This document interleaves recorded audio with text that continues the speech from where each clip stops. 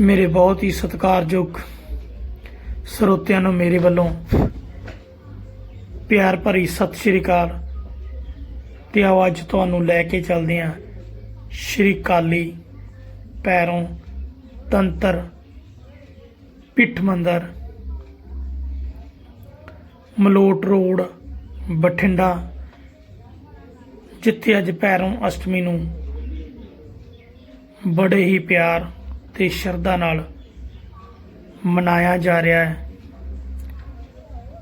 आओ हुण तुहानूं लैके चलदे हां मंदिर दे अंदर। दरबार का दरबार लगा हुआ था, एक कुत्ता आया इंसान की बोली में, उसने अपनी आवाज बुलंद की और दरबार में जाकर भगवान राम ने देखा ये विचित्र आवाज इंसान की भाषा में कौन है जो बात कर रहा है। लक्ष्मण देख कर रहा, लक्ष्मण ने देखा कि बाहर कुत्ता खड़ा है। भाई क्या तकलीफ है तेरे को? महाराज मैं कई दिन से भूखा था, एक ब्राह्मण खाना खा रहा था, मैं उसके पास जाकर खड़ा हो गया, उसको मैंने कुछ नहीं कहा, प्यार से पूछ ला रहा था कि वो ब्राह्मण मेरे पे दया करेगा जो मैं कई दिन का भूखा हूं, कुछ मेरे को खिला देगा। मगर उसने भोजन तो मेरे को क्या देना था, उसने मेरे को एक डांट मारी, मेरे बहुत पीड़ा हुई। महाराज मैं चाहता हूं उस ब्राह्मण को सजा दी जाए। मंत्री लोगों को बुलाया गया, ब्राह्मण को भी वहां दरबार में बुलाया गया। क्यों भाई ब्राह्मण, तुमने इसको डंडा क्यों मारा? कहता है मैं तो आप बहुत दिन से भूखा था, मुश्किल से 2 रोटी का इंतजाम किया, आके पास खड़ा गया। ठीक है तेरे पास खड़ा हुआ, तेरे को भौंका तो नहीं, तेरे को काटा तो नहीं, फिर तू क्यों मारा? कहता है जब इसको सजा दो, जब मान चुका है अपनी गलती, तो मंत्रियों को बताया गया कि ऐसी कुत्ते की मारने की क्या सजा होनी चाहिए। मंत्रिमंडल कहता है जी ऐसे तो हमारे संविधान में है ही नहीं, क्या सजा देनी चाहिए? तो भगवान राम ने कुत्ते से कहा कि तू क्या चाहता है, जो तू चाहता है सजा उसको वही देंगे। तो वो कहने लगे ठीक है महाराज, एक मठ है, उसका मठधीश 3 साल पहले मर चुका है, वहां को मठधीश नहीं बना, इस ब्राह्मण को वहां का मठधीश बना दीजिए। सभी मंत्री बड़े हैरान हुए, हम तो सजा देने की बात कर रहे थे, इसने तो प्रमोशन दे दी, तुमने ये बात क्या कही? कहता जी मैं ही मठधीश था 3 साल पहले इस मठ का, और मैं आज कुत्ता बना हुआ हूँ, कल ये मठधीश बनेगा, फिर ये कुत्ता बनेगा, फिर इसको लोग पीटेंगे, मेरा मन प्रसन्न हो जाएगा।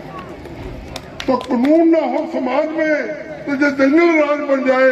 अगर ब्राह्मणों के लिए उनकी मर्यादा में रहना, उनका बोलना, उनका नेतृत्व से देखना, उनके खान पीन में शुद्धता, ये सारी चीजें जब हो जाएंगी खत्म, तो ब्राह्मण का कहने से ब्राह्मण है, मगर उसको सजा बहुत भारी मिलेगी। बोलिए श्रीपति रामचंद्र महाराज की जय। सामने हमारे गुरु सजन प्रसाद जी तिवारी बोलने जा रहे हैं।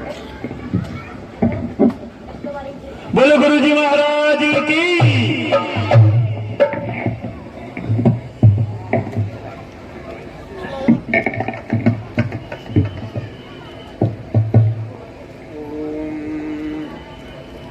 मूलम धर्म तरोर विवेक जलधे पूर्णेन्दुमानंददम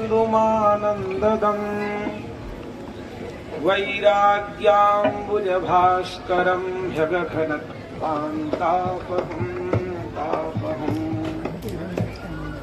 मोहाम्भोधर पूर्गपाटन विधौ स्वः संभवं शंकरम् वन्दे ब्रह्मकुलं कलङ्कशमनम् श्रीरामभूपप्रियम् सङ्खेन्द्वाभमतीव सुन्दरतनुं शार्दूलचर्माम्बरम् कालव्यालकरालभूषणधरम् गङ्गाशशाङ्कप्रियम् काशीशं कलिकल्मषौघशमनम्। उस शब्द ब्रह्म की उपासना कर रहे थे। क्यों? शब्दों वही ब्रह्म, शब्द ही ब्रह्म है जो कि अविनाशी है, जो कभी नष्ट नहीं होता। उस शब्द ब्रह्म की उपासना इस मंडली के द्वारा निरंतर बहुत ही वर्षों से चली आ रही है। और वास्तव में महावीर संकीर्तन जो मंडल है, इसको ये चरितार्थ भी कर रही है। सुंदरकांड में एक चौपाई है, कह हनुमंत विपत्ति प्रभु सोई, जब तब सुमिरन भजन न होई। वास्तव में हमारे जीवन का वह काल अत्यंत विपत्तियों से भरा होता है जिसमें भगवान का संस्मरण नहीं होता है। तो आप लोग सुन ही रहे थे। उसके पूर्व इस विद्यालय के संचालन के लिए अभी श्री भोला जी से हम सबने बहुत अच्छा एक वृत्तांत श्रवण किया। और उस वृत्तांत के मूल में यही है कि अवश्यमेव भोक्तव्यम कृतम कर्म शुभाशुभम। अवश्य ही हमें भोगना पड़ता है हमारे द्वारा किया गया शुभ अथवा अशुभ कर्म। तो ये विद्यालय की व्यवस्था बड़े ही सुगमता से आप लोग संचालित कर रहे हैं। भगवान 7 डोरियों के माध्यम से इस धरा को धारण करते हैं। हम आप जिसमें बैठे हुए हैं सुरक्षित हैं, धर्म कर्मों को करने में सामर्थ्यवान हो रहे हैं। उसके मूल में 7 डोरियों के द्वारा भगवान इस पृथ्वी को धारण करते हैं। वो 7 डोरियां हैं कौन सी, आपको इस विद्यालय में आकर के देखने को मिलती हैं। प्रथम डोरी है गोभी। भगवान गौओं के द्वारा इस पृथ्वी को धारण करते हैं। विप्रैश्च, भगवान विप्रों के द्वारा इस पृथ्वी को धारण करते हैं। परंतु विप्र में भी तीसरी स्थिति पर विप्र की श्रेणी में हम पहुंच पाते हैं। प्रथम तो ब्राह्मण के घर में जन्म हुआ हो, उसके बाद विधिवत उसका यज्ञोपवीत संस्कार आदि हुआ हो, और उसके बाद वेदाभ्यासी भवेद विप्रः। जन्मना ब्राह्मणों के यहाँ संस्कारात् द्विज उच्यते, वेदाभ्यासी भवेद विप्रः। जब वेदाभ्यास करते हैं वो ब्राह्मण कुल में उत्पन्न लोग, तो जानते हैं क्या लाभ है?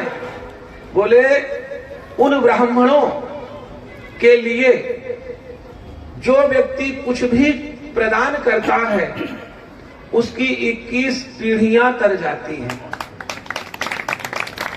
21 पीढ़ियों को तारने का इससे उत्तम उपाय कोई नहीं है।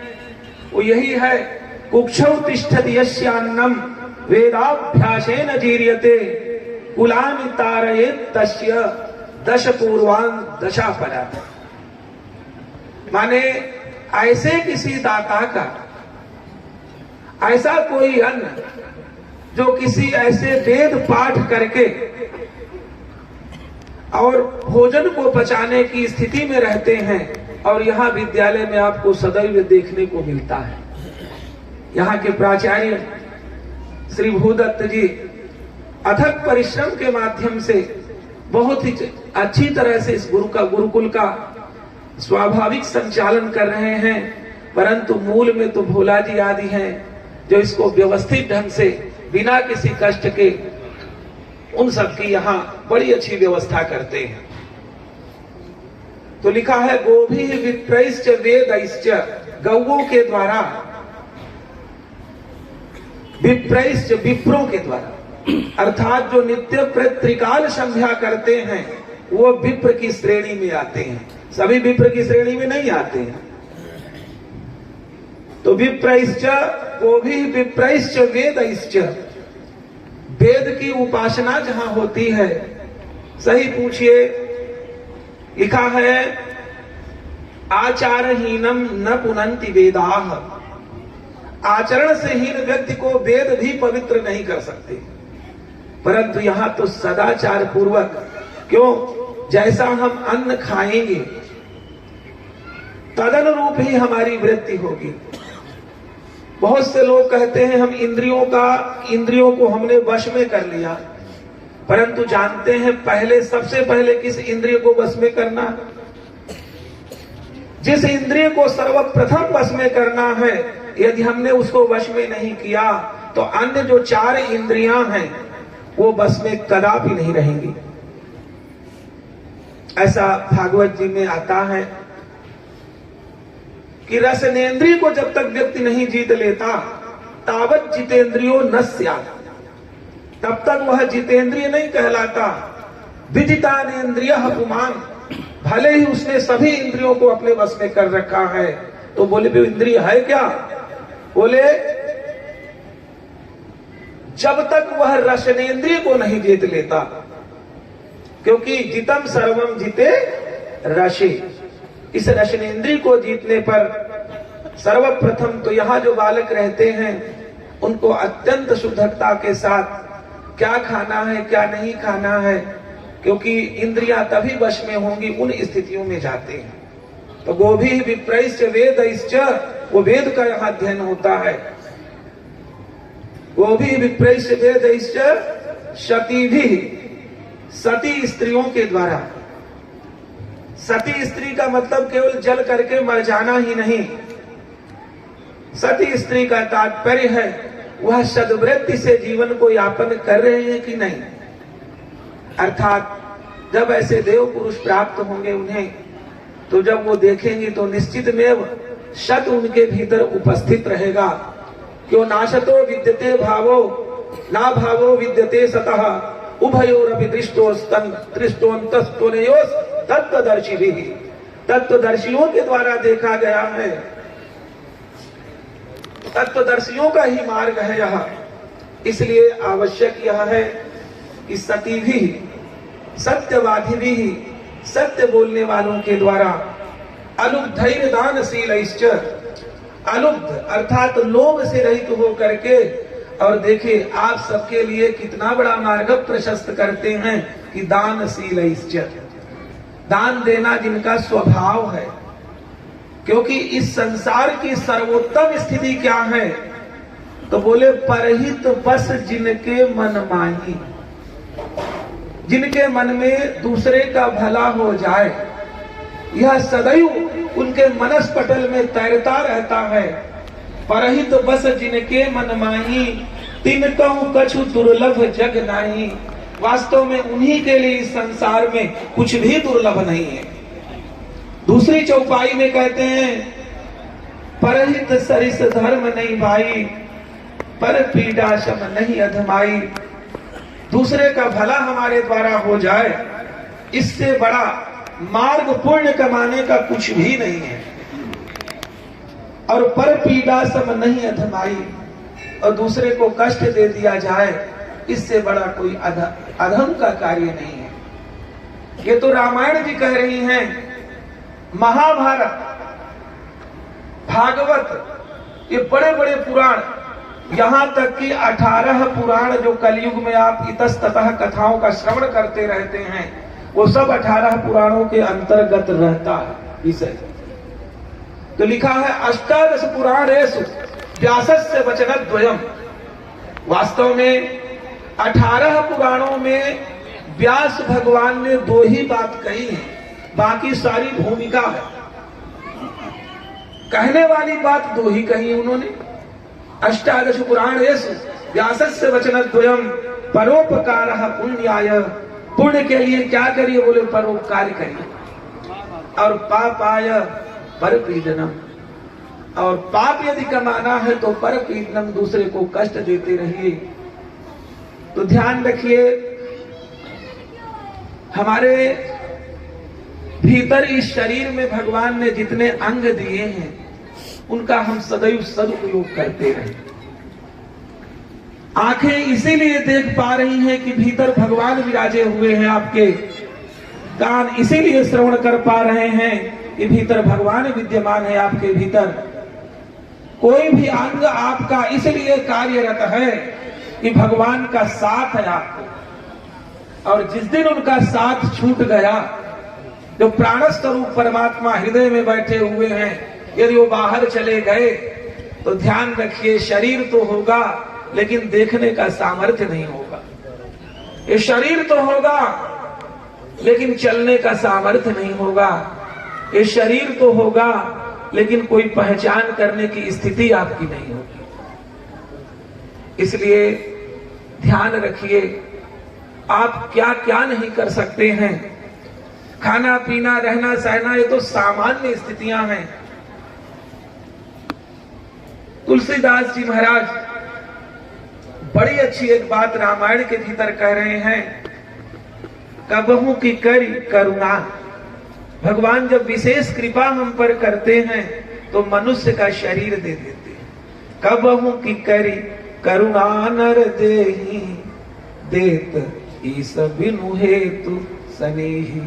बिना किसी चाहत के आपसे आप कुछ करें या न करें, लेकिन मानव शरीर मिला इसीलिए है कि हम इससे इतने बड़े बड़े कार्यों को कर सकते हैं कि पता ही नहीं चला हमारा समय कब व्यतीत हो गया। आपने कल्प वृक्ष सुना होगा, प्रयोग तो क्या किया होगा, केवल सुने सुना हो। तो वो कल्प वृक्ष दे करके भगवान मनुष्य का शरीर बनाते हैं। यदि आपके अंदर उतना सामर्थ्य आपने इकट्ठा कर लिया है, क्योंकि व्यक्ति चाहे तो भगवान बन सकता है, इस शरीर की यह विशेषता है। वह परम ब्रह्म परमात्मा में जो विद्यमान विषय हैं वो आप प्राप्त कर सकते हैं। तो कल्प वृक्ष की विशेषता है कि उसको यदि स्वर्ण में लोहे में स्पर्श करा, वो क्या नाम से, कल्प वृक्ष की विशेषता आपकी कल्पना में जो बात आई उसकी पूर्ति हो जाती है। और देखिए, मनुष्य को देखिए, यदि उसके अंदर सामर्थ्य है, यदि उसने उस प्रकार की तपस्या करी है जो उसके द्वारा करनी चाहिए थी, तो आप चाहें तो किसी शहर की मिठाई आप 2 घंटे के अंदर मंगवा सकते हैं। आप जितना ठंडा पानी पीना चाहें, फ्रिज आदि के माध्यम से उतना ठंडा पानी पी सकते हैं। आप जितने गर्म पानी से स्नान करना चाहें, उतना अधिक या कम गर्म करके पानी पी सकते हैं। क्या किसी अन्य योनि वाले व्यक्ति को प्राप्त है? क्या किसी पशु को ऐसा है? उसको तो जहां पानी भाग्यवशात मिल गया वहां से उसने पान कर लिया, जैसा आपने उसको डाल दिया वैसा बेचारे ने खा लिया, जैसी स्थिति में आपने उसे बांध दिया वहां वो रह गया। परंतु आप में और उनमें यही अंतर है। हाँ, मतियति नीच ऊंची रुचि अच्छी। हमारी स्थिति मन की तो इतनी छोटी है, परंतु आकांक्षाएं इतनी दिव्य हैं। मतियति नीच ऊंची रुचि आछी, चाहिए अमीय जुग जुरई न छाछी। अमृत की तो प्राप्ति की स्थिति बनी हुई है, परंतु छाछ इकट्ठा करने का सामर्थ्य हम पैदा नहीं कर पाए। हमने उस प्रकार का तप नहीं किया, इसलिए उस स्थिति में हम नहीं पहुंचे। नहीं तो तप भल रचई प्रपंच विधाता। इस तप के बल पर प्रपंच रचता है वह विधाता। तो हम, आपका कर्तव्य क्या है? बोले क्या करें? तो क्या करना क्या है? हम उपकार करें हर व्यक्ति का। और जानते हैं उपकार करने का लाभ क्या है? आप एक पारसमणि के बारे में अभी सुने थे कि लोहे को स्पर्श करा दे तो वह स्वर्ण के रूप में परिवर्तित हो जाती है। तो हमारे आपके पास भगवान ने एक बड़ी चीज दे रखी है, वह क्या है? पारसमणि। अब वो पारसमणि है सबके पास, जितने यहाँ विराजे हुए हैं या कोई भी भ्रमणशील व्यक्ति है, सबके पास पारसमणि है। अब वो पारसमणि है क्या, उसको सीखने की आवश्यकता। बोले यदि वह पारसमणि रहते हुए भी व्यक्ति यदि दारिद्र्य की स्थिति में उपस्थित होता है तो आश्चर्य का विषय है। उत्तरकांड में चौपाई है, कबहु का दुख सब कर हित ताके, होते ही की दरिद्र परसमणि जाके। कबहु का दुख सब कर हित ताके, क्या उस व्यक्ति को कभी कोई दुख पहुंच सकता है जो सदैव दूसरे का भला चाहता हो? आए तेहि की दरिद्र, क्या वह व्यक्ति कभी दरिद्र हो सकता है? परसमणि जाके, जिसके पास ऐसी पारसमणि है। तो भगवान ने कितनी बड़ी पारसमणि दी है कि हम सदैव सबका भला चाहें। ध्यान रखिए, हम इस पृथ्वी के वासी हैं, हम मृत्यु लोक के वासी हैं। और एक बार जब रावण के अनुयायियों से सभी देवता बड़े दुखित हो रहे थे, सभी प्राणी बड़े अव्यवस्थित स्थिति को प्राप्त हो रहे थे, उस समय देवताओं ने सभा करी और सभा में सभी से पूछा गया कि आपको क्या कष्ट है। तो सभी ने अपना अपना दुख और सुख कहा, परंतु अंत में प्रामाणिकता तो पृथ्वी की होनी थी, क्योंकि हम लोग पृथ्वी के वासी हैं। यहाँ की विशेषता है क्या, इसको जानने की आवश्यकता है। इस पृथ्वी की क्या है, तो गौ रूप में वहां विद्यमान थी पृथ्वी। उनसे पूछा गया, भगवती आपको क्या कष्ट है? तो उन्होंने बहुत अच्छा उत्तर दिया। बोले देखिए, गिरि सरि सिंधु भार नहीं मोही, जेहि मुहि गरुव एक पर द्रोही। कितने भी पर्वत हो जाएं, कितनी भी नदियां बहती रहें, कितने भी समुद्र हो जाएं, अन्य स्थितियां कितनी भारी तुम्हारे सामने दिख रही हो, परंतु जानते हैं गिरि सरि सिंधु भार नहीं मोही, जिन मोही गरुव एक पर द्रोही। ऐसा कोई व्यक्ति इस पृथ्वी में यदि वास कर रहा है जो दूसरों से द्रोह रखने वाला है, बोले उस भार को मैं सहन नहीं कर पाती हूँ, ये मेरी सबसे बड़ी समस्या है। अब बताइए, पृथ्वी ही कह रही है, और वो पृथ्वी का यदि हम सम्मान करते हैं तो सर्वप्रथम हमें ध्यान ये रखना है, हर व्यक्ति ऋणानुबंधन से बंधा हुआ है। पता नहीं हमारे साथ ऐसा वह व्यवहार क्यों कर रहा है, समझ में नहीं आ रहा है। क्योंकि ध्यान रखिए, हमारी और भगवान की बुद्धि का अंतर।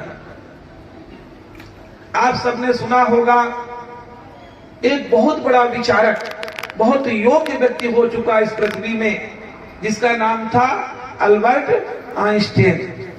ठीक है, बताते हैं उसकी जो बुद्धि है वो सर्वश्रेष्ठ थी मनुष्यों में, और वह 3% तक नहीं पहुंच पाई। 2.5% तक उसकी बुद्धि ने काम किया। हमारी आपकी तो कुछ पॉइंटों पर हो सकती है, पता नहीं है भी कि नहीं। और उसकी बुद्धि केवल 2.5% तक ही कार्य कर सकी थी, और आप उस 97.5% जिसके अधिक बुद्धि है, उस पर ब्रह्म परमात्मा के विषयों में आप शंका करते हैं, कैसे शांति मिलेगी?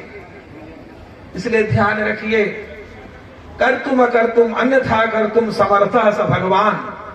जो कुछ भी कर सकता है, कभी कुछ गलत नहीं होता है, सब कुछ सुनिश्चित है।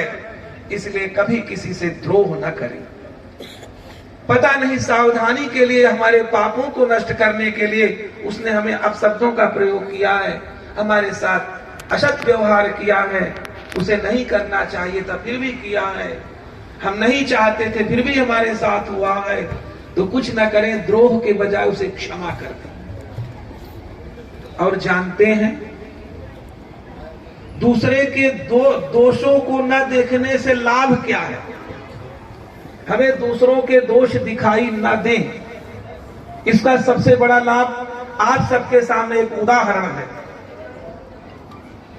आपने माता अनसुया का नाम सुना होगा। ये अनसुया नाम ऐसे नहीं कि आजकल ऊट पटांग के नाम लोग रख देते हैं बिना कुछ सोचे समझे। अनसुया का तात्पर्य है असूया दोष रहित थी। जो असूया माने दूसरे के दोष देखने की स्थिति का नाम असूया, और जो उससे विरुद्ध थी अनसूया, उससे उल्टा क्या था, कभी उन्होंने दोष ही नहीं किसी का देखा था। तो उन माता में सामर्थ्य क्या आया था। आप सबने एक भजन सुना होगा, एक बार ब्रह्मा विष्णु महेश इतने सामर्थ्यशाली व्यक्ति, और वह छल पूर्वक माता अनसुया के पास पहुंचे तो माता अनसुया ने उन्हें बालक बना दिया, दुधमुहा बच्चा बना दिया। अब देखिए, आप एक किसी व्यक्ति को यदि गुस्से में हो तो शांत नहीं कर सकते, ये आपका सामर्थ्य। लड़ाई ऊपर से उससे कर लेंगे बेचारे से। और अनसुया माता ने इस विषम स्थिति में ब्रह्मा विष्णु महेश उन तीनों को दुधमुहा बच्चा बना दिया। आपने एक भजन सुना होगा, माता अनसुया ने डाल दिया पालना, झूल रहे तीन देव बन करके लालना। तो ये सामर्थ्य आया कैसे? वो इसलिए सामर्थ्य आया तो उन माता ने कभी किसी का दोष नहीं देखा था। और हम आप तो फ्री में ही अपने कानों को ऐसी जगह लगाते हैं जहां आवश्यकता ही नहीं है, अपनी दृष्टि को यहां दुरुपयोग करते हैं जहां आवश्यकता ही नहीं है, अपने मन को जो सिर्फ आपके लिए आपके पास आया है आप उसको बेचते रहते कहीं बाहरी जगह।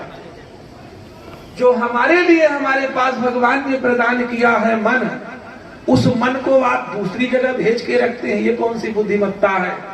इसलिए उस मन को अपने बस में हम रखें और उसका सामर्थ्य क्या होगा कि हमारे भीतर यदि किसी का कितना बड़ा भी दोष दिखाई दे रहा है, यदि वहां दृष्टि न जाए, भगवान जो करते हैं अच्छा करते हैं, क्योंकि 97% बुद्धि किसी बुद्धिमान व्यक्ति से बढ़कर उनके पास है।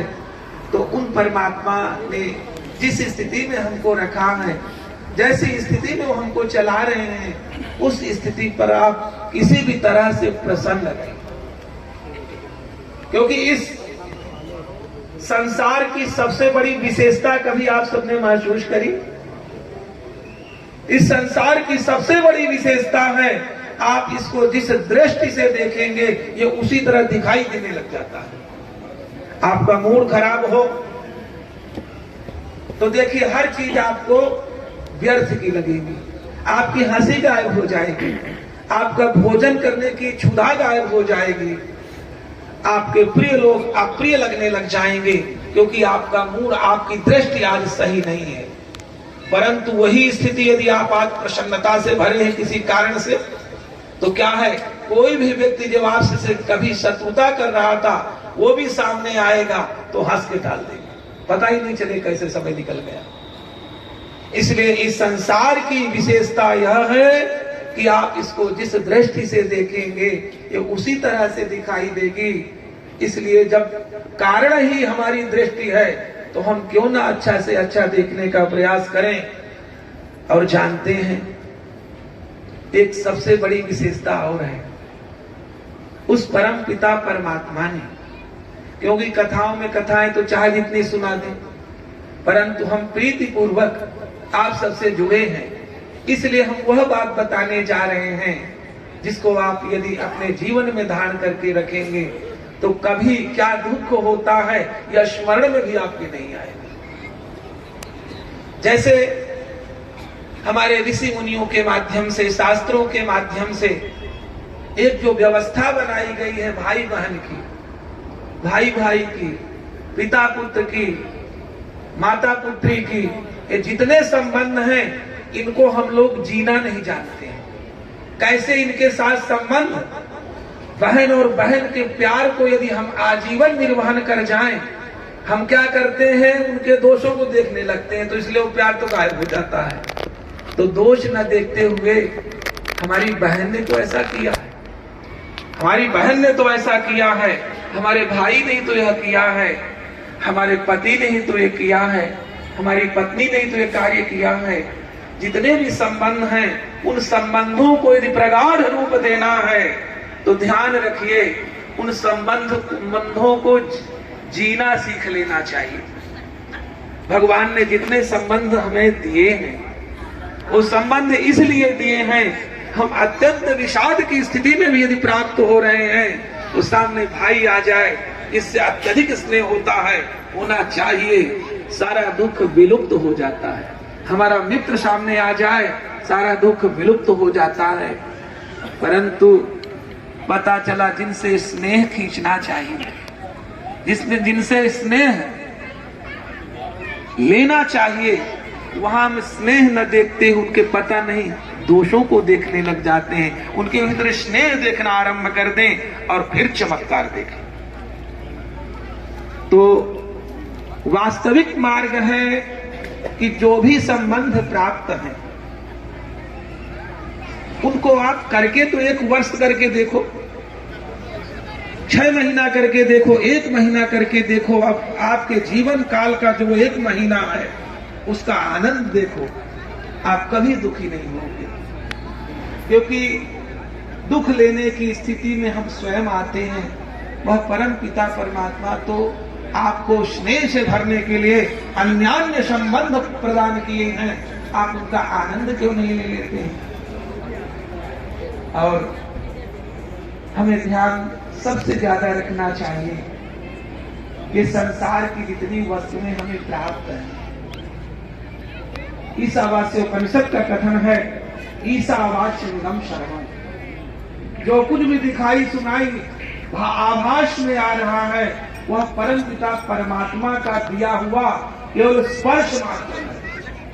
स्पर्श उसे कहते हैं जो छूता है और भी अलग हो जाता है। संलग्न वाले को स्पर्श नहीं कहते।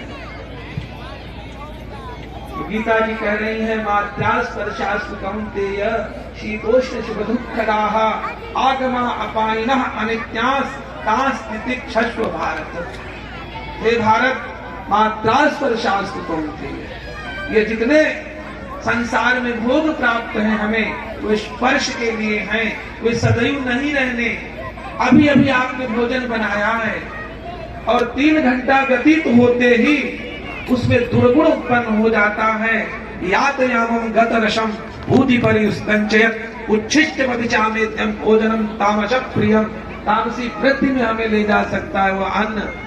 जब उसकी यह स्थिति है तो इस संसार के जितने संबंध है ना, जब तक मिले हैं तब तक उनमें आनंद खोजिए, उनमें स्नेह खोजिए और उससे आप प्लावित हो जाइए, उससे लबालब भर जाइए। सही बताऊं ना, समय ही नहीं है, आप अभ्यास तो करिए, क्योंकि इस संसार में अभ्यास ही एक माध्यम है जो परम पिता परमात्मा के सदैव सन्निकट रखता है। तो लिखा ईशावास्यमिदं सर्वम्, ये जो कुछ भी हमें दिखाई सुनाई आभास में आ रहा है वह सब का सब उस परम पिता परमात्मा का है। जैसे रिजर्वेशन है केवल ट्रेन में, आपका उस सीट के लिए ले जाने की अनुमति नहीं है। पता नहीं क्यों सोच लेते हम तो उसको भी ले जाएंगे, लेके जाओ। यत्किंचित जगत्याम जगत, बोले तेन त्यक्तेन भुंजीथाः, उसको आप त्याग पूर्वक अपना न मानते हुए केवल मिली है वस्तुएं उनको भोग करो, वो हमारी नहीं है। उनको जब तक, विष्णु पुराण में एक श्लोक है कि कौन राज्य नहीं चाहता, कौन प्रतिष्ठा नहीं चाहता, परंतु वो प्रतिष्ठा, वह राज्य, वह धन, वह स्थितियां उसी व्यक्ति को प्राप्त होती हैं जहां उन्हें जाना होता है। हमारे कहने सुनने से नहीं होगा। हम सोचे कि हम बड़े महान हो गए, परंतु महानता के कार्य नहीं करेंगे तो खाली हम सोचे रहे। कुछ लोग चापलूसी बस कह भी सकते, नहीं जी आपसे बढ़कर कोई नहीं, पर ऐसा नहीं होता है। उसका अंतः मन जो कह रहा है हम उसी स्थिति में होते हैं। तेन त्यक्तेन भुंजीथाः मा गृधः कस्य स्विद्धन। उसमें फंसो मत। आज तक कोई वस्तु किसी की हुई है? सदैव हम लोग सोचा करते हैं हमारी है, यह मेरी है, मैं ही इसका अधिकारी हूं। लेकिन ध्यान रखिए, ऐसा बिल्कुल असत्य है। क्योंकि महाभारत का एक निचोड़ है। महाभारत में 1,00,000 श्लोक है और 1,00,000 श्लोक का निचोड़ आपको बता रहे हैं। उसमें एक श्लोक लिखा है, सर्वम जिह्मम मृत्युपदम। जिह्मम माने कुटिलता, टेढ़े मार्ग से। सर्वम जिह्मम, जितनी भी प्रकार की कुटिलता पूर्वक हम कोई कार्य करके इस संसार में अपनी वृद्धि करते हैं, तो जानते हैं उसका गंतव्य क्या है? बोले यही मृत्यु लोक की धरती, इससे आगे नहीं जा सकता। सर्वम जिह्मम मृत्यु पदम आर्जवम ब्रह्मणः पदम। केवल मृत्यु पद को ही प्राप्त करा सकती, लेकिन आपकी सरलता, आपकी स्वाभाविकता, आपका स्वरूप क्या दिला सकता? आर्जव। आर्जव माने सरलता। ब्रह्मणः पदम, उस ब्रह्म के पद को स्वाभाविक रूप से प्रदान कर देती है। जहां बड़े बड़े तप के माध्यम से व्यक्ति को वहां तक पहुंचना होता है। आप केवल सरल रहें। लिखा है, मन क्रम वचन छाड़ी चतुराई। मन क्रम वचन छाड़ी चतुराई, भजत कृपा करी है रघुराई। यदि आप मन से, वाणी से, वचन से अपनी ज्यादा चतुरता को छोड़ दें तो भजत कृपा लिखा है। भजन करते करते वह परम पिता परमात्मा स्वाभाविक रूप से आपके भीतर ही वो बैठा है। वो आपको बता दे कि आप हैं क्या। तो संसार की विशेषताएं बताई गई कि यहाँ आप जिस दृष्टि से इस संसार को देखेंगे ये उसी तरह का दिखाई देने लग जाएगा। परंतु आपकी क्या विशेषता है? आप क्या अपने बारे में भी जाने कभी? गीता जी में श्लोक है, उद्धरेद आत्मनात्मानम नात्मानम अवसादयेत आत्मैव ह्यात्मनो बंधु आत्मैव रिपुरात्मनः। उद्धरेद आत्मना आत्मानम, अपने द्वारा अपना व्यक्ति उद्धार करे, आकांक्षाओं से रहित होकर के। आपका आप ही उद्धार कर सकते हैं, ये व्यर्थ की बातें हैं। उद्धरेद आत्मनात्मानम, नात्मना और नात्मानम अवसादयेत। इसलिए अपने आप को कभी अवसाद में न डालें, ऐसी स्थिति में न पहुंचाएं कि आपका उत्साह ही ठंडा हो जाए। ध्यान रखें, अपने स्वरूप को भी पहचानने की आवश्यकता है। जैसे उस परम ब्रह्म परमात्मा के शरीर से निकलते ही यह शरीर शून्य हो जाता है। इसको लोग मिट्टी कहने लगते हैं। ये पंच तत्व में विलीन होना है। और उसके बाद फिर आप देखो क्रियाओं में कैसे रत होते हैं, झूठी। कोई रोता है, कोई गाता है। क्या जरूरत रोने और गाने की? जिस समय तक वह था उसके साथ वास्तविक स्थिति में आप रहे होते तो आनंद आता है। और बाद में तो नाटक है, क्योंकि महानाट्यशाला है जहां हम आप विद्यमान हैं। यदि पुत्र और पिता उस तरह की वाणी का प्रयोग न करें जैसे होना चाहिए तो उनमें लड़ाई हो जाएगी। यहां तक कि पति पत्नी के सामने जैसे एक दूसरे को बात करनी चाहिए, यदि ढंग ना आपको आए तो लड़ाई हो जाए। तो जितने संबंध उन सब में यही सोच लेना है। ये महानाट्यशाला है। केवल आपको पात्रता दी गई है, आप अमुक पात्र हैं और अपनी पात्रता को देखते हुए आप उन स्थितियों में केवल उस पात्र की स्थिति का अभिनय कर लें तो आपसे बढ़कर महान कोई नहीं है। क्योंकि ध्यान रखें, आपका स्वरूप क्या है वही अब विषय चल रहा है। आपका स्वरूप है आनंद से भरा हुआ। लिखा है रामायण में चौपाई है, ईश्वर अंश जीव अविनाशी चेतन अमल सहज सुख राशि। ईश्वर का जो अंश है, जिसके कारण से हम सब देख पा रहे हैं, सुन पा रहे हैं, सोच पा रहे हैं, ईश्वर अंश जीव, वह अविनाशी वो है। चेतन, वो सदैव चैतन्य रहता है, वह निर्मल है, बिल्कुल किसी भी प्रकार का उसमें मल नहीं है। ईश्वर अंश जीव अविनाशी है, वह इतना निर्मल है और वो स्वाभाविक है, सहज है, वो बनावटी नहीं है। ईश्वर अंश जीव अविनाशी चेतन अमल सहज सुख राशि, वह सुख का भंडार है, आनंद का भंडार है।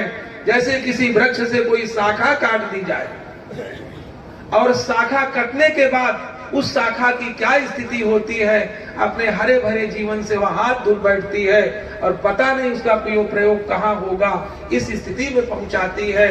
इसी तरह से ध्यान रखिए, आप सोच सिर्फ इसलिए पा रहे हैं कि वह परमात्मा भीतर बैठा है तब तक, अर्थात आपके भीतर किसी तरह की मलिनता, किसी प्रकार की असहजता, किसी प्रकार की कोई कमी है ही नहीं, वो तो आपने मान रखा है, इसलिए ये स्थिति है।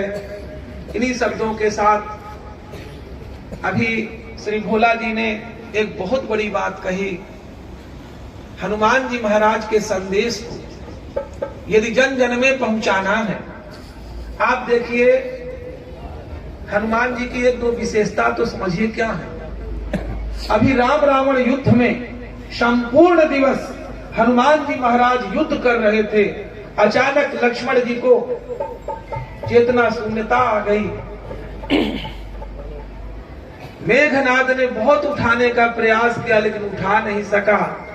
भगवान हनुमान जी तुरंत लेकर के रामादल में आ गए और वहां चर्चा चली, आखिर इनके रोग कौन है, वैद्य जी के द्वारा पूछा जाए तो पता चला वैद्य जी तो लंका में है।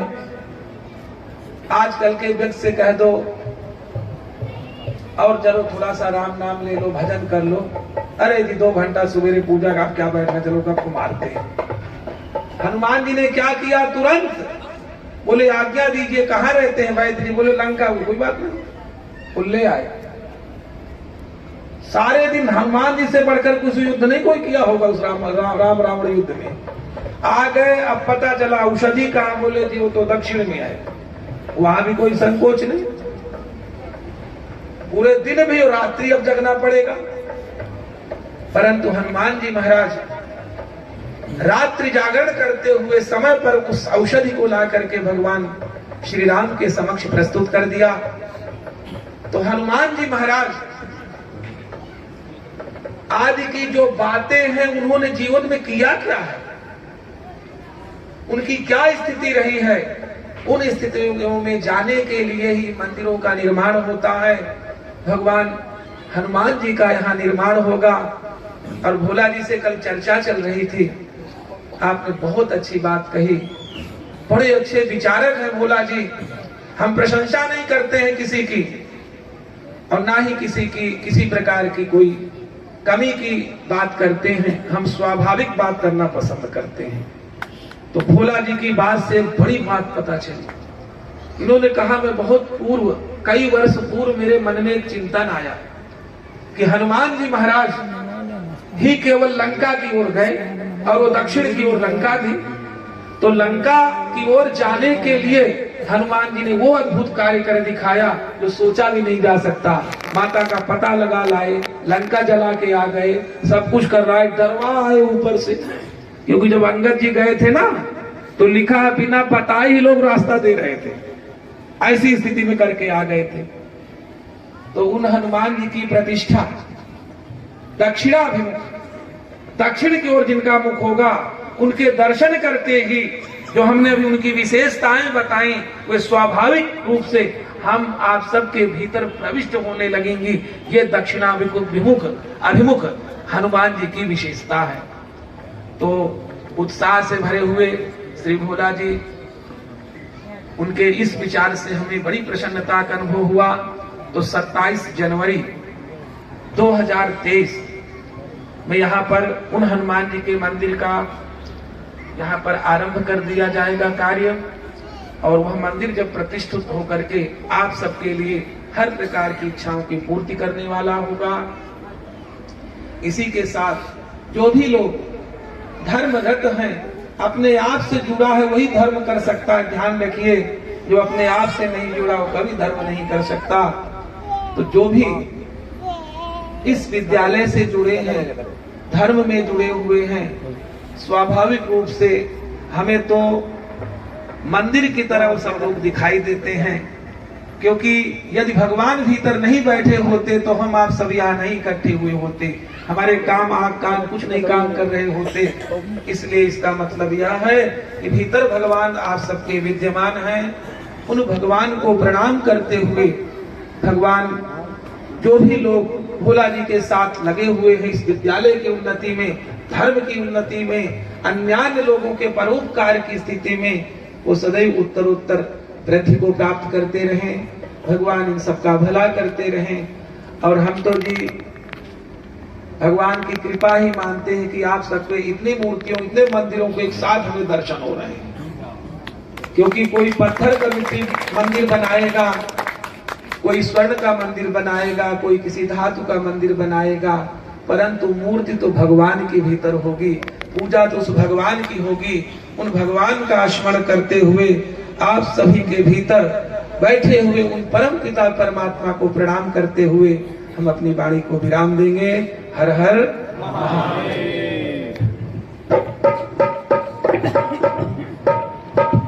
बहुत बहुत धन्यवाद महाराज जी।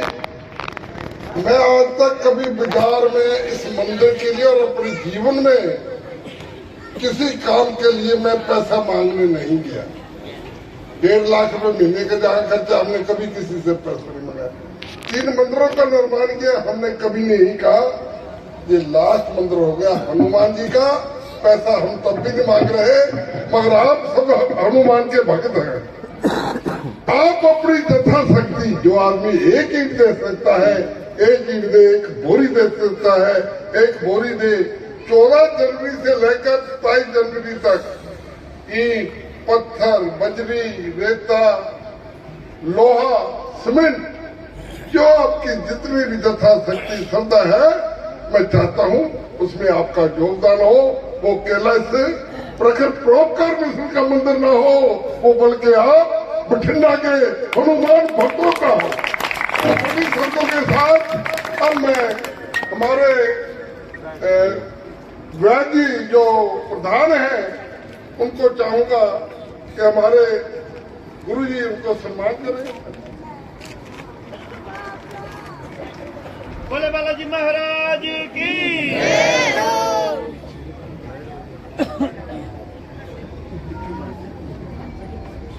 हमारे बीच शुक्रताल के आचार्य ध्रुवदत्त जी आए हुए हैं, उनसे भी प्रार्थना है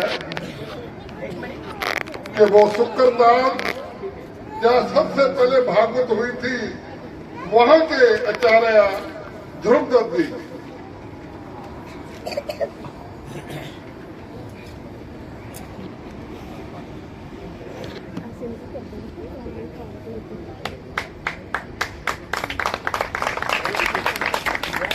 आज सबके जाने पहचाने इस इलाके की ज्योतिष विद्या के स्तंभ हमारे मंदिर के आचार्य भूदत्त, जो गुरु जी के शिष्य हैं, गुरु जी से आज भी पढ़ते हैं और विद्या हासिल करते हैं, तो मैं उनको विनती करूंगा कि अपने गुरु से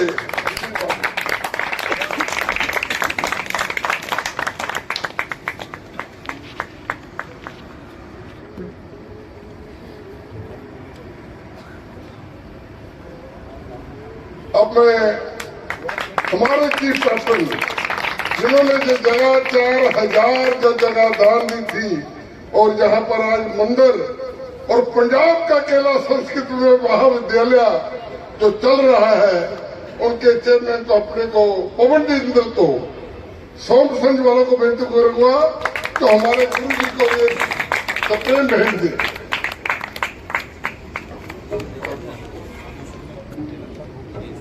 जो आपके आराम से जहां पर बैठे हो निश्चिंत होकर क्योंकि आपके जूते सुरक्षित हैं। वो जो बहुत हरिओम चंद पादका के मेरी नजर के सामने खड़े कृपा है, अपना सम्मान की दिलाए महाराज।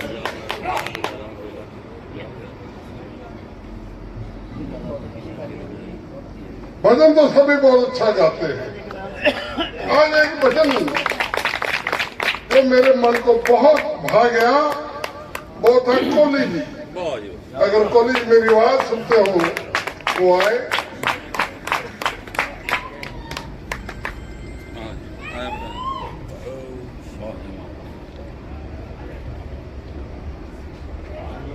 ठीक 7 मिनट बाद खाना लग जाएगा, बिना खाना कोई न जाए। अब हमारे प्रधान जी वो जो आपको भजन है या आरती है वो भगवान की आप जरूर सुनिएगा। उसके बाद खाना बड़ा बड़ा है, भगवान का भोजन जो है प्रसाद है, उससे आपके जीवन में जो कोई तकलीफ होगी वो भी दूर हो जाएगी, ऐसा मेरा विश्वास है। बहुत बहुत धन्यवाद। जय करो वीर बजरंग, हर हर महादेव।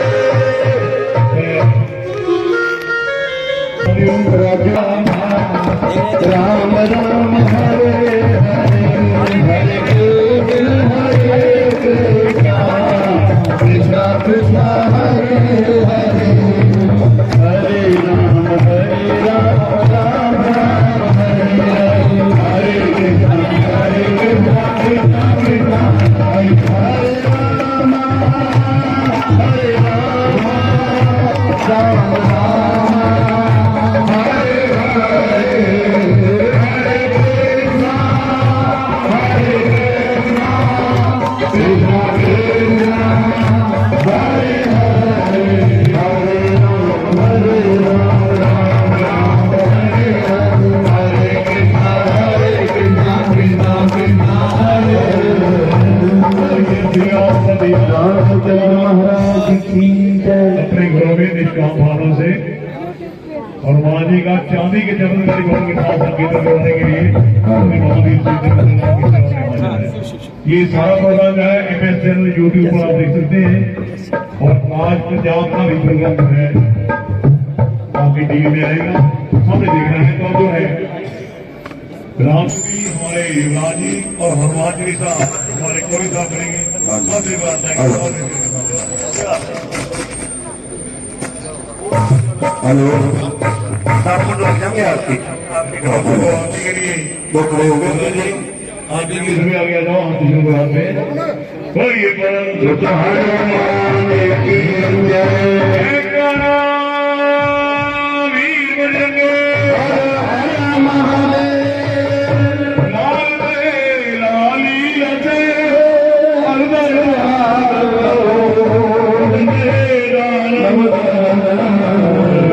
जय जय करियो, जय जय जय करियो,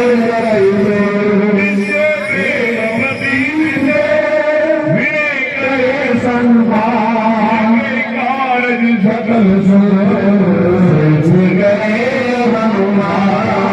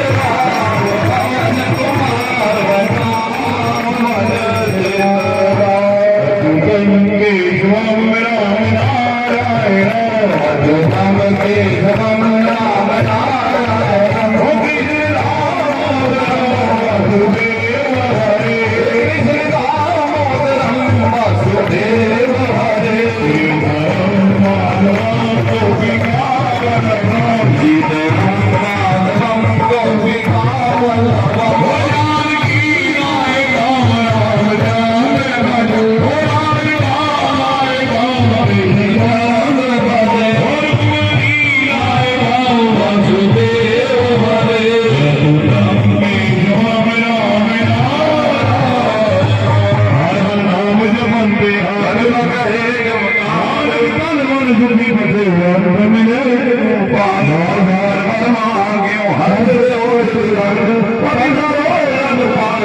भक्ति सदा स्वामी नाल प्यार लोरी बिरंजे धाम तेरे नाम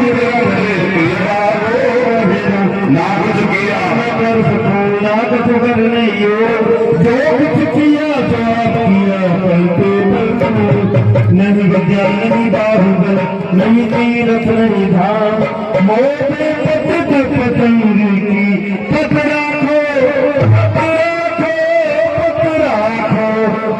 राखो सियापति रामचंद्र की जय राघावर कृष्ण चंद्र की जय उमापति महादेव की जय पवन सुत हनुमान की जय बोलो भाई सब संतन की जय बोलो भाई हरिहरपन की जय बोलो भाई गुरुदेव की जय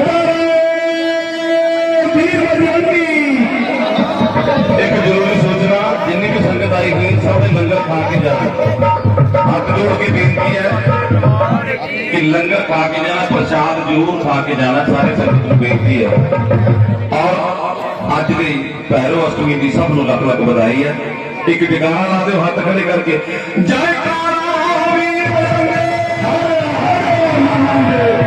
पंचकूला गंगानगर बीकानेर फाजिलका जलालाबाद मोड़ मंडी पटियाला कितने कितने ਅਸੀਂ दूर दूर जा करके कीर्तन करके आने ਆ ਔਰ ਇਸ ਭਵਨ ਦੀ ਇਹ ਵਿਸ਼ੇਸ਼ਤਾ ਹੈ ਕਿ ਜਿਹੜਾ ਜਿਸ ਘਰ 'ਚ ਵੀ ਇਸ ਭਵਨ ਦੇ ਨਾਲ ਸਾਡਾ ਕੀਰਤਨ ਹੋ ਜਾਂਦਾ ਉੱਥੇ ਸਾਰੇ ਸੰਸਾਰ ਦੀਆਂ ਖੁਸ਼ੀਆਂ ਉੱਥੇ ਆ ਜਾਂਦੀਆਂ ਸਾਨੂੰ ਬੜਾ ਗਰਵ ਹੈ ਕਿ ਸਾਰੇ ਬਠਿੰਡਾ ਸ਼ਹਿਰ ਤੋਂ ਰੁਪਈਆ ਇਕੱਠਾ ਕਰਕੇ ਚਾਂਦੀ ਦਾ ਭਵਨ ਬਣਾਇਆ ਗਿਆ ਸੀ ਔਰ ਅੱਜ ਇਹ ਚਮਤਕਾਰੀ ਬਣ ਚੁੱਕਿਆ ਹੈ ਮੈਂ ਵਿਸ਼ੇਸ਼ ਰੂਪ ਤੇ ਕਹਿਣਾ ਚਾਹਾਂਗਾ ਕਿ ਜਿਹੜਾ ਬੰਦਾ ਵੀ ਸ਼ਰਧਾ ਭਗਤੀ ਨਾਲ ਇੱਥੇ ਆਉਂਦਾ ਹੈ ਉਹ 100% ਰਿਜ਼ਲਟ ਲੈ ਕੇ ਜਾਂਦਾ ਹੈ 99 ਨਹੀਂ ਇਸ ਤੋਂ ਇਲਾਵਾ ਇਹ ਭੈਰੋ ਮੰਦਰ ਜਿਹੜਾ ਬੜਾ ਚਮਤਕਾਰੀ ਹੈ ਅਸੀਂ ਇੱਥੇ ਅਕਸਰ ਮੱਥਾ ਟੇਕਣ ਆਉਂਦੇ ਹਾਂ ਔਰ ਬੜੇ ਹੀ ਸ਼ਰਧਾ ਦੇ ਨਾਲ ਸਾਰਾ ਸਟਾਫ ਜਿਹੜਾ ਹੈ ਸਾਰੇ ਭਗਤ ਜਿਹੜੇ ਹੈ ਇੱਥੇ ਬੜੀ ਸ਼ਰਧਾ ਦੇ ਨਾਲ ਲੋਕਾਂ ਨੂੰ ਅਟੈਂਡ ਕਰਦੇ ਆ ਔਰ ਇਹ ਬਠਿੰਡੇ ਦੀ ਇੱਕ ਸ਼ਾਨ ਹੈ ਕਿ ਸਾਡੀ ਬਠਿੰਡਾ ਸ਼ਹਿਰ ਦੇ ਵਿੱਚ ਕਾਲੀ ਮਾਤਾ ਔਰ ਭੈਰੋ ਦਾ ਮੰਦਿਰ ਹੈ ਉਹ ਬਠਿੰਡਾ ਨਿਵਾਸੀ ਜਿੰਨੇ ਵੀ ਇੱਥੇ ਅੱਜ ਆਏ ਆ ਸਵਾਮੀ ਨੇ ਇਹੋ ਜਿਹਾ ਪ੍ਰਵਚਨ ਦਿੱਤਾ ਜਿਹੜਾ ਕਿ ਜਿਹਨੇ ਸੁਣ ਲਿਆ ਜੇ ਉਹ ਆਪਣੇ ਜੀਵਨ ਧਾਰਨ ਕਰ ਲੇ ਤਾਂ ਬਿਲਕੁਲ ਮੈਂ 100% ਕਹਿੰਦਾ ਕਿ ਉਹਦਾ ਜੀਵਨ ਬਦਲ ਸਕਦਾ ਹੈ ਕਿਉਂਕਿ ਉਹਨਾਂ ਨੇ ਐਸੀਆਂ ਵਧੀਆ ਗੱਲਾਂ ਦੱਸੀਆਂ ਜਿਹੜੀਆਂ ਆਮ ਆਦਮੀ ਜਾਣਦਾ ਵੀ ਨਹੀਂ ਹੈ ਸੋ ਮੈਂ ਤੁਹਾਡੇ ਸਾਰੇ ਚੈਨਲਾਂ ਦਾ ਥੋੜਾ ਨੌ ਪੰਜਾਬ ਔਰ MS ਟਰੈਕ ਇਹ ਚੈਨਲ ਨੇ ਸਾਰੀ ਰਿਕਾਰਡਿੰਗ ਕੀਤੀ ਹੈ ਮੈਂ ਸਾਰੇ ਬਠਿੰਡਿਆਂ ਵਾਸੀਆਂ ਨੂੰ ਕਹਾਂਗਾ ਕਿ ਇਹ ਰਿਕਾਰਡਿੰਗ ਇੱਕ ਵਾਰੀ ਜ਼ਰੂਰ ਸੁਣਨ ਤੇ ਇਹ ਰਿਕਾਰਡਿੰਗ ਸੁਣਨ ਉਹਨਾਂ ਦਾ ਜੀਵਨ ਬਦਲ ਸਕਦਾ ਹੈ ਮੈਂ ਇੱਕ ਵਾਰੀ ਫੇਰ ਸਾਰੇ ਬਠਿੰਡੇ ਸ਼ਹਿਰ ਦਾ ਜਿਹੜੇ ਲੋਕ ਸਾਨੂੰ ਕਿਸੇ ਪ੍ਰਕਾਰ ਵੀ ਸਾਡੀ ਮਦਦ ਕਰਦੇ ਆ ਉਹਨਾਂ ਸਾਰਿਆਂ ਦਾ ਦਿਲੋਂ ਧੰਨਵਾਦ ਕਰਦਿਆਂ ਹੋਇਆਂ ਸ਼੍ਰੀ ਮਹਾਰਾਜ ਜੀ ਇਸ ਕੀਰਤਨ ਵੱਲੋਂ ਬਹੁਤ ਬਹੁਤ ਉਹਨਾਂ ਨੂੰ ਮੁਬਾਰਕਾਂ ਦੇਣਾ ਵਧਾਈਆਂ ਦੇਣਾ ਭੈਰੋ ਅਸ਼ਟਮੀ ਦੀਆਂ ਜੈ ਸ਼੍ਰੀ ਰਾਮ ਜੈ ਸ਼੍ਰੀ ਰਾਮ ਜੈ ਸ਼੍ਰੀ ਰਾਮ MS ਚੈਨਲ ਜੋ ਇਲਾਕੇ ਦਾ ਇੱਕ ਬਹੁਤ ਹੀ ਪਪੂਲਰ ਚੈਨਲ ਹੈ ਅੱਜ ਸਾਡੇ ਬਠਿੰਡੇ 'ਚ ਭੈਰੋ ਅਸ਼ਟਮੀ ਮਨਾਈ ਗਈ ਉਸ ਦੀ ਇਹਨਾਂ ਨੇ ਪੂਰੀ ਫੋਟੋਗ੍ਰਾਫੀ ਵੀਡੀਓਗ੍ਰਾਫੀ ਕੀਤੀ ਹੈ ਅਸੀਂ ਬਤੌਰ ਮੰਦਰ ਦੀ ਮੈਨੇਜਮੈਂਟ ਦੀ ਤਰਫੋਂ ਉਹਨਾਂ ਦੀ ਧੰਨਵਾਦੀ ਆ ਲੋਕਾਂ ਨੂੰ ਬੇਨਤੀ ਆ ਜੋ ਲੋਕ ਨਹੀਂ ਆ ਸਕੇ MS ਟਰੈਕ ਇੱਥੇ ਤੋਂ MS ਚੈਨਲ ਨੂੰ ਜ਼ਰੂਰ ਦੇਖਣ ਤਾਂ ਕਿ ਇੱਥੇ ਦੇ ਮੰਦਰ ਦੇ ਨਾਲ ਜੁੜੇ ਰਹਿਣ ਇਹ ਮੰਦਰ ਦੀ ਨਵੀਂ ਅੱਜ ਅਸੀਂ ਐਲਾਨ ਕੀਤਾ 27 ਜਨਵਰੀ ਨੂੰ ਹਨੂਮਾਨ ਜੀ ਦਾ ਮੰਦਰ ਇੱਥੇ ਬਣਾਵਾਂਗੇ ਉਸ ਮੰਦਰ ਦੇ ਵਿੱਚ ਸਾਰੇ ਬਠਿੰਡਾ ਵਾਸੀ ਕੰਸਟਰਕਸ਼ਨ ਦੇ ਵਿੱਚ ਜਿੰਨਾ ਦੀ ਜੋ ਵੀ ਦੇਣ ਦੀ ਕੋਈ ਬਜਰੀ ਦੇਣ ਦੀ ਰੇਤਾ ਦੇਣ ਦੀ ਸੀਮੈਂਟ ਦੇਣ ਦੀ ਇੱਛਾ ਹੋਏ ਸਮਾਨ ਲਵਾਂਗੇ ਨਗਦ ਰੁਪਇਆ ਕਿਸੇ ਤੋਂ ਨਹੀਂ ਲਵਾਂਗੇ ਨਗਦ ਰੁਪਇਆ ਸਿਰਫ ਮੈਂਬਰ ਲਾਣਗੇ ਤਾਂ ਉਸ ਦੇ ਨਾਲ ਮੈਂ MS ਚੈਨਲ ਦਾ ਬਹੁਤ ਧੰਨਵਾਦੀ ਹੈ ਜਿਨ੍ਹਾਂ ਨੇ ਫ੍ਰੀ ਸੇਵਾ ਇਸ ਮੰਦਰ ਦੀ ਇਹ ਵੀਡੀਓਗ੍ਰਾਫੀ ਕਰਕੇ ਦਿੱਤੀ ਆ। ਪਰਮਾਤਮਾ ਇਸ ਚੈਨਲ ਨੂੰ ਚੜ੍ਹਦੀ ਕਲਾ ਵਿੱਚ ਰੱਖੇ। ਬਹੁਤ ਬਹੁਤ ਧੰਨਵਾਦ।